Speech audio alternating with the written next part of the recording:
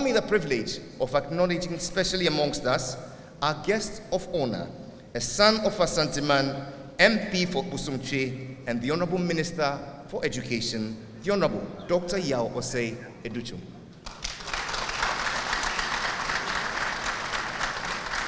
Asantehene is pleased to welcome her own MP for Menchia South and Minister for Energy, the Honorable Dr. Matthew Poku Krempe. We receive with great delight the MP for Tano North, the Minister for Sanitation and Water Resources, the Honorable Frida Prempe. The Regional Minister joins us in solidarity, the Honorable Simon Osei Mensah. With great joy, we receive the immediate past Chief Justice of the Republic of Ghana, His Lordship Justice Kwesi Enin Yeboah.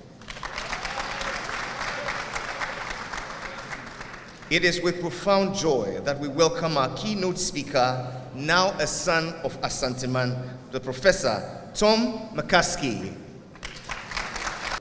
And since in our traditional setting, saying welcome means akwaba, I thought that my duty would be done if I just uttered the word akwaba, and I would then resume my seat. But when Otumfuo is around, you cannot be very brief. You have to go to town and say a few more things. So I'll say a few more things. And if there are a few, just pardon me that there are a few.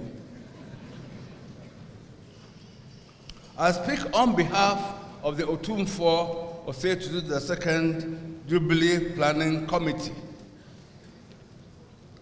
This committee has been put together to celebrate the 20 meritorious, momentous years of Otumfuo's accession to the Golden Stool. By a very happy coincidence, this year, the Silver Jubilee year, also coincides with two seminal events in the annals of Ashanti history. These are the 150 years of the Sarganet-Wesley War, the Sarganti War as we call it in P, a corruption of the word Sarganet-Wesley, and also the 100 years of the repatriation of King Nana Prempeh I from Seychelles after 28 years of exile. Now, this function is the first of a series of activities to mark the celebrations, to commemorate the activities as I have enumerated. Taking them in chronological order, the 6th of February was exactly, today, was exactly 150 years ago when British forces under Sir Garnet Wolseley invaded Kumasi, looted the palace of precious regalia, and completely burnt Kumasi down, and left the town smoldering after their invasion.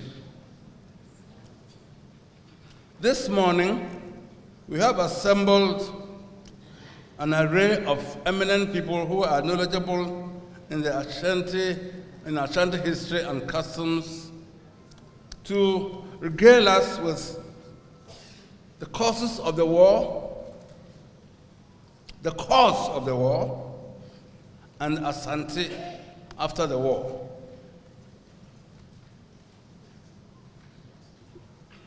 It is instructive to add that since Otumfuo's installment some 25 years ago, the issue of the return of the regalia that was looted by the British has engaged his highest attention, and he has never relented in pursuing this mission and has been knocking the doors of the British establishment with a view to getting them to return their regalia.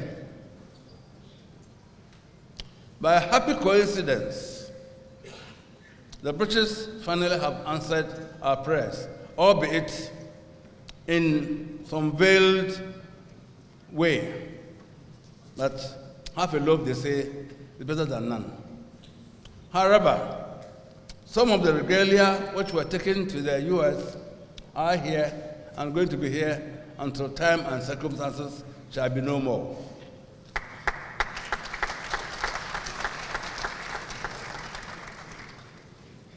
So, as I said, the jewel in the crown of the celebration will be, first and foremost, the return of the regalia from the US or from America, which will be handed over to Otumfuo the day after tomorrow on Thursday at the Kutukudin Deba.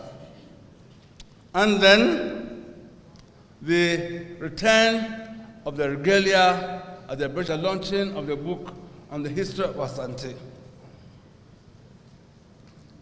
As you all know, before the written word was introduced into our educational system or into our culture, the mode of transmitting our history, our values, our culture, and our morals and other things was through the spoken word. In the evening, the old men would assemble the young ones and then tell them about the wars of old, our customs, our traditions, their games, and other things. So it was compulsory for children to attend to these calls. Hence, we coined the word Tite Ka Asum. It has been corrupted to Tite Ka Aso, but it means Tite Ka Asum, that is, the past resides in the years. However, with the introduction of the written word and calligraphy, the year became less receptive to Tite, and therefore new modes had to be introduced to maintain and retain our history and to transmit it from one generation to the other. We were fortunate to have Otumfuo Adma Prempe, the second Asantehene, the first formally educated Asantehene to ascend the stool in 1931, and through the dint of his hard work, was able to restore the Confederacy, which had been disbanded in 1896, in 1935. Immediately upon ascending the stool, he felt that our molds needed to change. So, whereas our children were going to school, and for that matter, they were not getting the tuition that they deserved and they had to have, he assembled other eminent people, the Safajays, the EK, C. Yourselves, the IK Ajimans, and others, to give our history the benefits of being put down in writing, so as to remove the inconsistencies and the contradictions that attend to transmitting history orally. This was indeed a formidable task which lasted several years. And it is a happy coincidence that he had Professor Tom Maskaski, an eminent son of Asante, who though has he's been with Ashanti for over 50 years, since he came to Ashanti in 1968. Virtually a year passes without his coming down to us and writing about Asante and all our histories and everything. And Professor Maskaski has accepted to edit this book. And this is a veritable history of Asante from our own perspectives, without any biases, without any contradictions, and without any enlargements or any diminutions. And the second aspect of the program would be to auction the book. And I'm sure that you have come down with your deep pockets and with your fact check books so as to give the auction the necessary support that it deserves.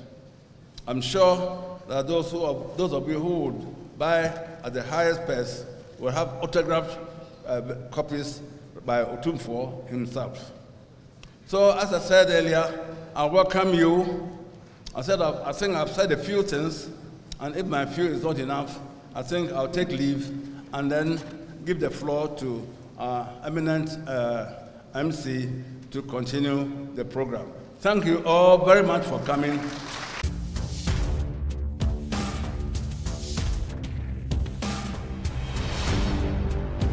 One TV.